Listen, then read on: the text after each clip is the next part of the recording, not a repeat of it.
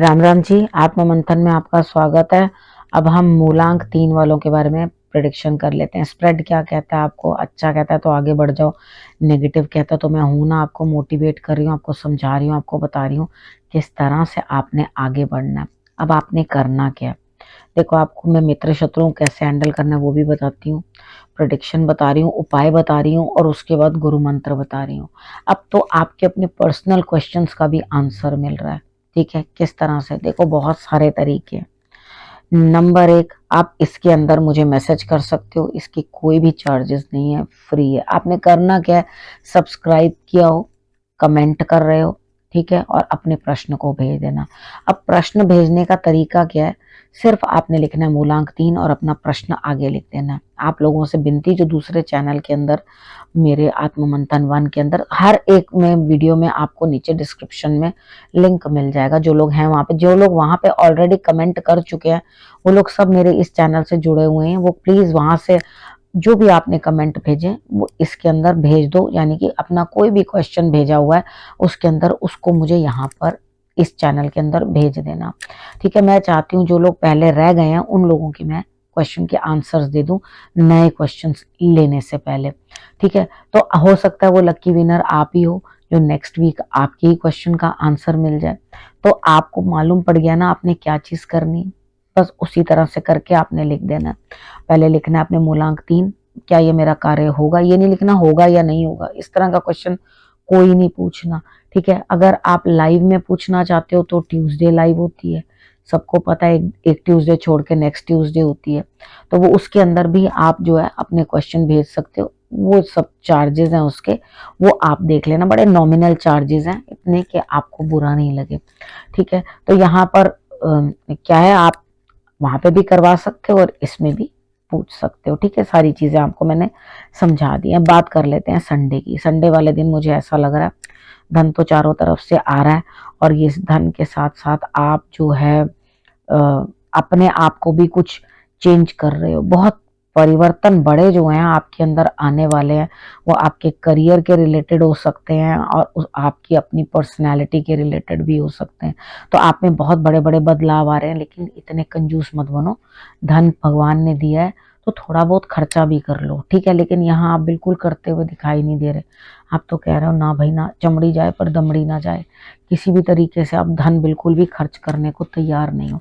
अब बात कर लेते हैं मंडे की। मंडे वाले दिन मुझे ऐसा लगता है यहाँ पे कहीं ना कुछ इस तरह की हेस्ट पड़ेगी आपको काम करने की, जल्दबाजी, कि जल्दीबाजी में बहुत सारे कामों को जो है वो मैं कर लूँ। बहुत अच्छी बात है अगर आप जल्दबाजी में इन कामों को कर रहे हो या काम करके आगे बढ़ रहे हो तो बहुत अच्छी बात है, लेकिन इतनी ज्यादा हेस्ट मत मचाओ कि हाँ हाँ हाँ हाँ करना है करना है करना है, क्योंकि यहाँ पे कार्ड कह रहा है आपको कि बैलेंस दिखाओ। ठीक है, आपको काम करने की बहुत जल्दबाजी है, हार्ड वर्क भी है, इसमें मेहनत भी लगेगी। उसके बाद ऐसा भी है कि नेगेटिव चीजों के साथ या नेगेटिव लोगों के साथ आपको जो है झेलना पड़े, लेकिन आप झेल जाओगे, कोई प्रॉब्लम नहीं है। इतनी जल्दीबाजी मत करो। ठीक है, साधारण रहो, भोले मन से भगवान के लिए जो है फूल अर्पण कर दो तो आपके रिजल्ट्स और भी अच्छे आएंगे। ठीक है, अब बात कर लेते हैं ट्यूसडे की। ट्यूसडे वाले दिन मुझे ऐसा लगता है यहाँ पे आप बैठे बिठाए काम आपका बनेगा, लेकिन आप अपनी तरफ से श्रम बिल्कुल नहीं करोगे। यहाँ पे मैं यही कह सकती हूँ किसी ना किसी की कोई घर में सेवा करनी पड़े, घर में बैठे बैठे ही काम करने पड़े, यानी कि ऑफिस नहीं जा पाओगे, ऑनलाइन काम करोगे, घर बैठे बैठाए काम करोगे। अब लेडीज भी हैं जो वर्किंग है, वो भी घर बैठेंगी, कुछ रिस्पॉन्सिबिलिटीज फैमिली की ऐसी आ जाएंगी कि आपको वो जो है वहन करनी पड़ेगी। लेकिन अंदर से मन में क्या चल रहा होगा, खालीपन, यानी कि ऐसा लग रहा है कुछ नहीं हो रहा जीवन में, कुछ मोमेंट नहीं है, लेकिन काम पूरे हो रहे हैं। ठीक है, आपके जो भी काम है, कोई भी काम अटका रुका हुआ नहीं पड़ा, सभी काम होते चले जा रहे हैं ईश्वर की कृपा से। उसके बाद भी मन के अंदर इतनी नेगेटिविटी क्यों आ रही है? ठीक है, उस चीज को आपने कंट्रोल करना है। ठीक है, और अपने आलस को जो है ना वो भी आपने कंट्रोल करना है, क्योंकि ऐसा लग रहा है कि आप खास कुछ करोगे नहीं, कि घर बैठ गया हूं तो छुट्टी है। ठीक है, अपने कामों को इतना कम करोगे कि वो पूर्ण नहीं हो पाएंगे, तो ऐसा काम नहीं करना। अब बात कर लेते हैं वेडनेसडे की। वेडनेसडे वाले दिन मुझे ऐसा लगता है कि भाग्य थोड़ा साथ तो दे रहा है, लेकिन मन में अंदर से ऐसा लग रहा है भाई बहुत बर्डन है, मैं कैसे इतना बर्डन जो है बर्दाश्त करूं। मैं मानती हूँ कि अकेले बहुत सारे काम करने पॉसिबल नहीं होते।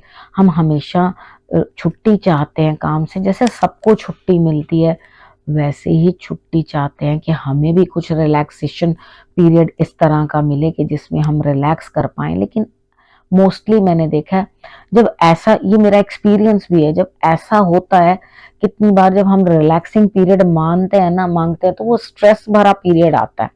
अर्थात उसके अंदर ये चीज रहती है कि आपको या तो काम मिलेगा नहीं उस टाइम के बीच में, और या आपके जॉब के अंदर कुछ ना कुछ दिक्कत आ जाएगी जिसके कारण आप छुट्टी ले रहे हो। उधर अंदर स्ट्रेस बना रहेगा कि हाँ भाई ये काम तो पड़ा है मेरा, ये काम तो पड़ा है, ये काम तो पड़ा है। अब माइंड एक तरफ सेटल ही नहीं हो पाएगा। वो छुट्टी जैसा थोड़ी लगता है, वो तो ऐसे लगता है किसी ने सजा दे रखी है।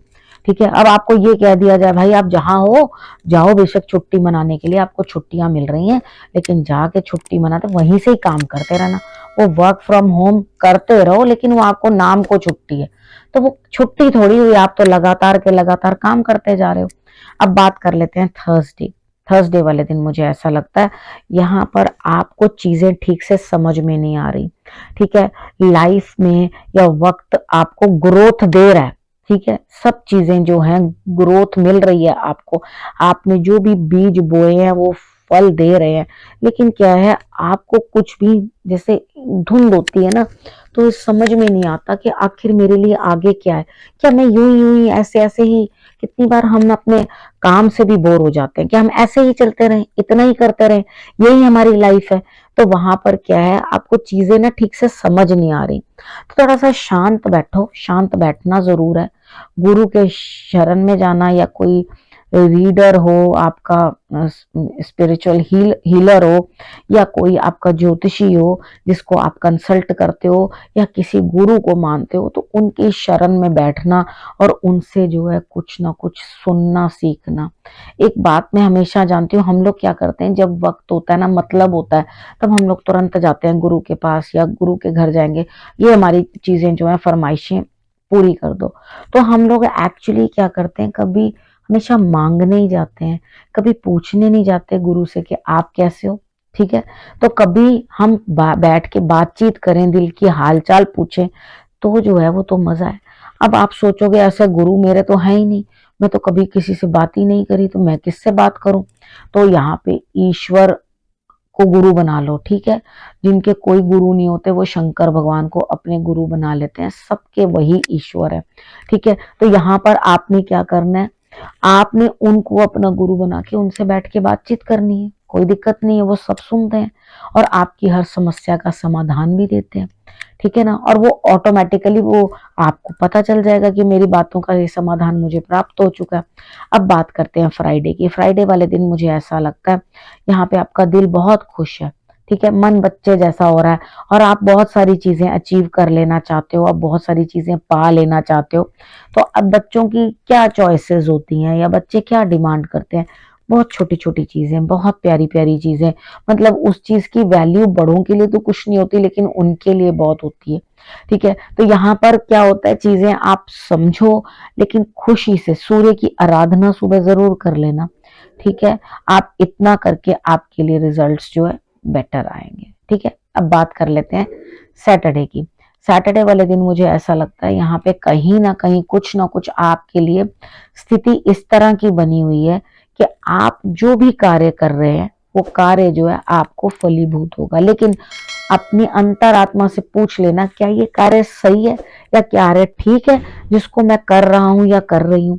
ठीक है, अगर वो कार्य सही है तो आगे बढ़ो, लेकिन एक ही बार में दो कार्य मत उठा लेना, क्योंकि दो दो कार्य करने सही नहीं होंगे। आगे लेटर ऑन जाकर आप क्या करोगे, एक काम को छोड़ दोगे, उतना निग्लेक्ट कर दोगे, दूसरे को आप एक को देख पाओगे दूसरे को देख नहीं पाओगे। तो कोई बात नहीं, कोई दिक्कत नहीं है, आप एक ही काम पे ऊपर कॉन्सेंट्रेट करो। ध्यान रखना मेरी बात का, आप एक काम पे कॉन्सेंट्रेट करोगे दोनों काम ऑटोमेटिकली हो जाएंगे। यानी कि एक के पीछे एक जैसे लड़ी चली होती है ना, उसी तरह से आपके पीछे उस वो भी काम जो है बनता जाएगा। जब आप एक तरफ, अब हमारा कोई भी कोई काम हो, हम नेगेटिव है अंदर से, तो वो बच्चा ही है एग्जाम देने गया नेगेटिव है अंदर से, एग्जाम दे ही नहीं पाएगा। उसके अंदर आधे क्वेश्चन उसको समझ आ करे होंगे घर में, लेकिन वहां पे समझ ही नहीं आएंगे, वो क्वेश्चंस छूट जाएंगे, दिमाग बिल्कुल सेटल हो ही नहीं पाएगा। तो हमने क्या करना है, चीजों को जो है उस तरह से सॉर्ट आउट करना है कि उस समय पर जो है दिमाग कंफ्यूज ना हो। ठीक है, तो तब अगर दिमाग कंफ्यूज नहीं होगा तो बहुत अच्छे रिजल्ट्स आएंगे, आगे बढ़ के कार्य कर पाओगे। अब आपके लिए गुरु मंत्र देखो, यहाँ पर क्या है, अपनी अंतरात्मा से पूछना बड़ा जरूरी है कि हम कहाँ गलत थे, कहाँ सही थे। लेकिन यहाँ पे मुझे अच्छा ही रास्ता आपके लिए दिखाई देता है, ईश्वर आपको अच्छे साइंस दे रहे हैं, वो आपके लिए विन विन सिचुएशन दे रहे हैं, आपके लिए जीत आ रही है आगे। तो गुरु भी जब उठकर आपके लिए ये बोल रहे हैं कि बेटा तेरी सर्वस्व विजय होगी, तेरी हर जगह जीत है, तो घबराना किस लिए। ठीक है ना, आगे बढ़ना है और अपने काम को करना है। ठीक है, अगर हम इस काम को नहीं कर पाएंगे तो हमें प्रॉब्लम हो जाएगी। ठीक है, अब इस विषय को यहीं करती हूँ समाप्त, अगले विषय के साथ फिर से आपके पास आऊंगी, तब तक के लिए नमस्कार।